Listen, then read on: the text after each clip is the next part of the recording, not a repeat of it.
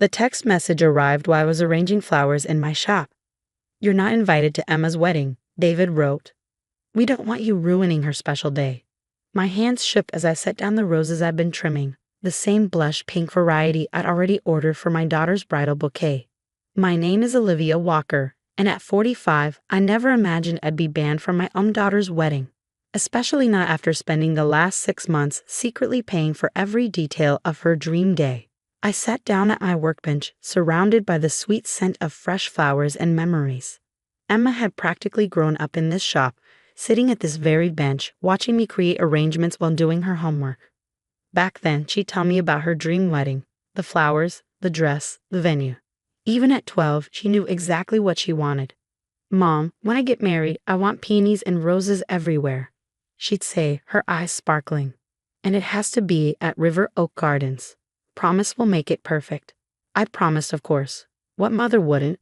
But that was before David left us for his 28-year-old secretary when Emma was 16. Before he poisoned our daughter against me with lies about why our marriage ended, painting himself as the victim and me as the unstable, controlling ex-wife who drove him away. Now, 8 years later, David's new wife, Jessica, was playing mother of the bride, while I was apparently too toxic to even attend. My phone buzzed again. "This is for the best," David wrote. "Emma doesn't need the drama. Jessica's already handled all the arrangements anyway."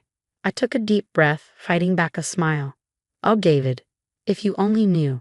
6 months ago, when Emma announced her engagement, I knew David would try to take over. He'd always been about control and appearances, especially since becoming CEO of his company. But I also knew his dirty little secret. His gambling habit had finally caught up with him. His company was struggling, and he'd leverage everything he owned to keep it afloat. So I'd made some calls. Mr. Chin, my old family friend and Emma's godfather, had connections at River Oak Gardens. "The premier package," he'd said when I called. "For Emma, of course. I'll make sure they only deal with you directly." The venue was just the beginning. I coordinated with every vendor, always staying in the background, letting Jessica believe she was in charge. The flowers would come from my own shop, though I'd arranged for another florist to be the front for delivery. The cake, the catering, the music. I'd chosen everything based on those childhood conversations with Emma. Every detail matched to the dream wedding she described over the years. The irony was almost funny. Jessica had spent months planning a wedding that was already completely arranged and paid for. Every time she thought she was making a decision, she was actually just selecting from options I'd already secured. Another text from David. "Jessica's father is walking her down the aisle. Please respect our wishes and stay away." I set my phone down and walked to the back of my shop, where a hidden cooler held the bridal bouquet I'd been working on for weeks. Blushed pink roses, white peonies, and delicate baby's breath. Exactly what Emma had always wanted. I'd woven tiny pearls from my own wedding dress into the ribbon. A piece of family history Jessica wouldn't know to include. The door chimed and I quickly closed the cooler. Mr. Chen walked in, his face concerned. "Olivia, I just heard from David's secretary. Is it true?" I nodded, showing him the text. "He's banned me from the wedding." Mr. Chen's expression darkened. "After everything you've done, does he have any idea?" "No," I said, managing a small smile. "And that's exactly how I want it to stay. For now." He sat down heavily in my consultation chair. "The vendors are all asking about final payments. Everything's due next week. The money's already in escrow," I assured him. "Everything will be paid on time. David and Jessica won't have to worry about a thing." "And Emma?" he asked softly. "Does she know her mother arranged her dream wedding?" I shook my head, blinking back tears. "She thinks I abandoned her, just like David said. If she knew I was involved, she'd probably change everything just to spite me." Mr. Chen reached across the counter and squeezed my hand. "You're a better person than they deserve, Olivia." "Maybe," I said, looking at the wedding timeline pinned to my bulletin board. "But this isn't about them. It's about keeping a promise I made to my little girl when she was 12. My phone buzzed one more time. A message from Jessica. "I've handled everything perfectly. Emma will have the wedding she always wanted, no thanks to you." I looked at Mr. Chin and finally let myself laugh. "Well," I said, "she's not entirely wrong about that second part." The wedding was in 3 days. David and Jessica had no idea that their perfect plans were actually mine, paid for with the money I'd saved from a decade of running my flower shop. They didn't know about the special arrangements I'd made, the personal touches I'd added, or the surprises I'd planned. They thought they were keeping me away from my daughter's special day, but what they didn't realize was that I would be there in every detail, every flower, every carefully chosen element that would make Emma's childhood dreams come true. I picked up my phone and typed a response to David. "Don't worry, everything will be perfect." And for once, I knew exactly how right I was. The day before the wedding, I watched from my shop window as Jessica supervised the loading of her flower arrangements into the delivery van. She stood there in her designer outfit, checking things off her clipboard, completely unaware that every stem had been carefully selected and arranged by me over the past week. "The roses look a bit sparse," she complained to the delivery driver, actually my assistant Mike in a borrowed uniform. "Are you sure this is what we ordered?" "They'll open perfectly by tomorrow morning, ma'am," Mike replied, giving me a subtle wink through the window. The florist guaranteed it. I'd spent 15 years teaching Mike everything I knew about flowers. He understood exactly how to time the blooming of each rose for maximum effect. By the time Emma walked down the aisle, every bloom would be at its peak. My phone buzzed with a text from Mr. Chen. David just tried to put a down payment on the venue. Again. I smiled, remembering David's face when River Oak Gardens told him they had a strict policy against payment plans. He'd been so sure his status as a CEO would convince them to bend the rules. What he didn't know was that I'd already paid in full months ago. "How did he take it?" I texted back. "Not well. Jessica's throwing a fit about having to use their emergency fund." I felt a twinge of satisfaction, quickly followed by guilt. This wasn't about revenge. It was about Emma. Just then, I saw her walk past my shop. My heart clenched as she paused, looking at the window display. For a moment, I thought she might come in. We hadn't spoken in months, not since that disastrous dinner where David announced he would be paying for everything. A father's gift to his daughter, he declared grandly, no expense spared. Emma had looked at me with such disdain that evening. "Well, it's not like you could help anyway, Mom. You're just a florist." Just a florist. The words had stung, but not as much as watching my daughter walk away now, without even coming inside.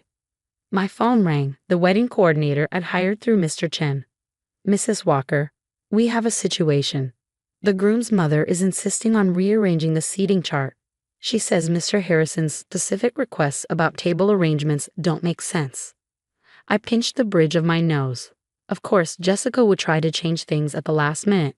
She had no idea that the seating arrangements I planned took into account years of family dynamics, who could sit with whom, which relatives needed to be kept apart, which family friends should be honored with proximity to the main table. "Let her make her changes," I said quietly, "but keep the original chart. Trust me, by tomorrow morning she'll realize why things were arranged that way." After hanging up, I went to the back room where Emma's bouquet waited in its special cooler. I added the final touch, a tiny locket containing a photo of her grandmother, my mother, who had passed away when Emma was small. Emma probably wouldn't even notice it among the pearls and ribbons, but it mattered to me that a piece of our family history would be with her. The rest of the day passed in a blur of last-minute details. Every few hours brought a new crisis that I had to solve from behind the scenes. Jessica wanted to change the menu. David complained about the music selection. The groom's mother threatened to move the ceremony indoors despite the perfect weather forecast. Through it all, I kept remembering Emma at 12, sitting at my workbench, planning her perfect day. "Promise it'll be just like this, Mom," she'd said. "Promise you'll make it magical." At sunset, I drove to River Oak Gardens to do one final check. The staff, who knew the truth about who was really in charge, let me slip in through the service entrance. The garden was transforming exactly as I'd envisioned. Twinkling lights strung through the trees, flowers arranged to create natural aisles, every detail perfect. "The father of the bride was here earlier," one of the staff whispered, "trying to upgrade to champagne he hasn't paid for." I nodded, unsurprised. "The premium champagne will be delivered at 9 a.m., I said. "But don't tell them that. Let them think their complaints made it happen." As I turned to leave, I caught a glimpse of my reflection in one of the venue's windows. I looked tired but calm. Tomorrow, my daughter would have the wedding of her dreams, even if she never knew I was the one who made it happen. My phone buzzed one last time as I got into my car. A message from Emma. Mom, I know you're probably upset about not being invited, but Jessica has made everything so perfect. Maybe if you had put in this kind of effort when I was growing up, things would be different. I started the car, letting the tears I'd been holding back all day finally fall. Part of me wanted to tell her everything about the months of planning, the careful coordination, the savings I'd spent to make her dreams come true. But I didn't. Instead, I typed back, I hope your day is everything you've ever wanted, sweetie. And I knew it would be, because I had promised. The morning of the wedding dawned exactly as I'd hoped. Clear skies with a gentle breeze, perfect for carrying the scent of roses through the garden. I watched the final preparations through the security cameras Mr. Chen had arranged for me to access. Everything was falling into place. Jessica was already having her meltdown right on schedule. The premium champagne delivery had sent her into a confusion spiral.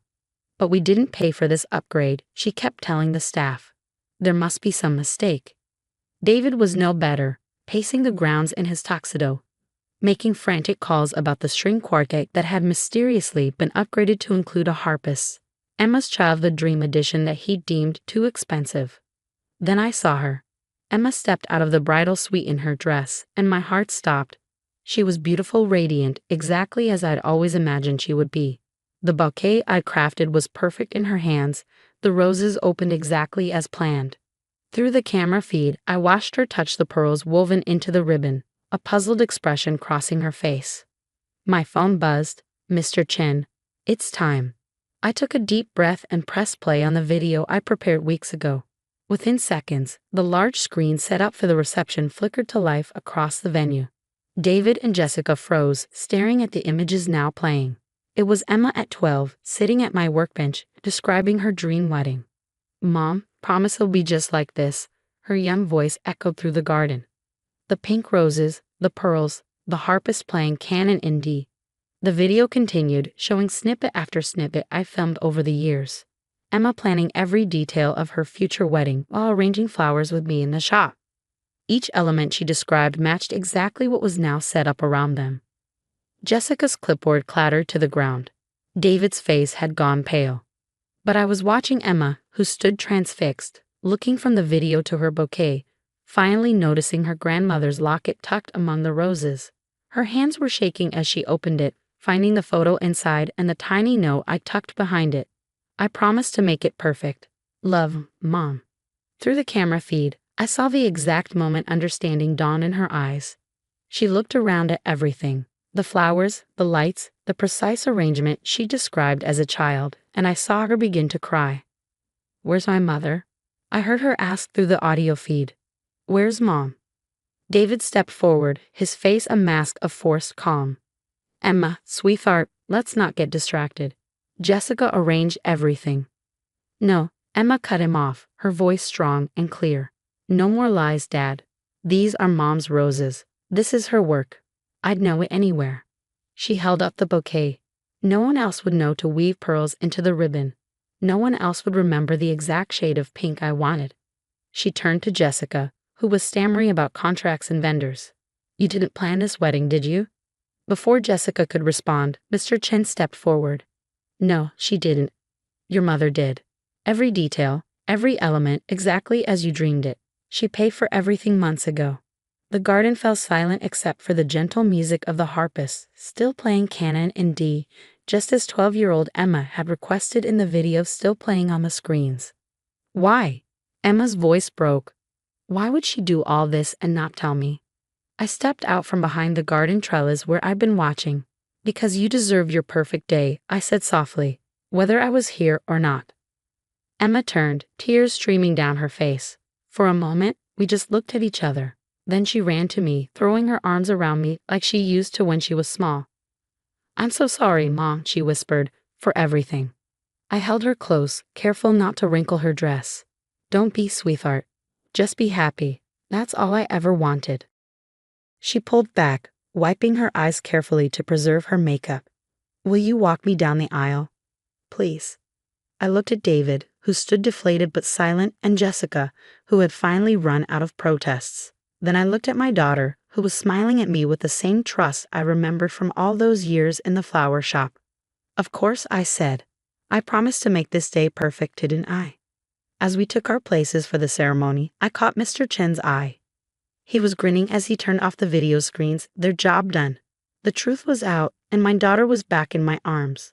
Sometimes the greatest revenge isn't about getting even. Sometimes it's about keeping your promises even when no one expects you to. Even when no one knows you're doing it. I had promised my daughter a perfect wedding, and that's exactly what she got. The fact that it exposed years of lies and manipulation was just a bonus that smelled like perfectly bloomed roses.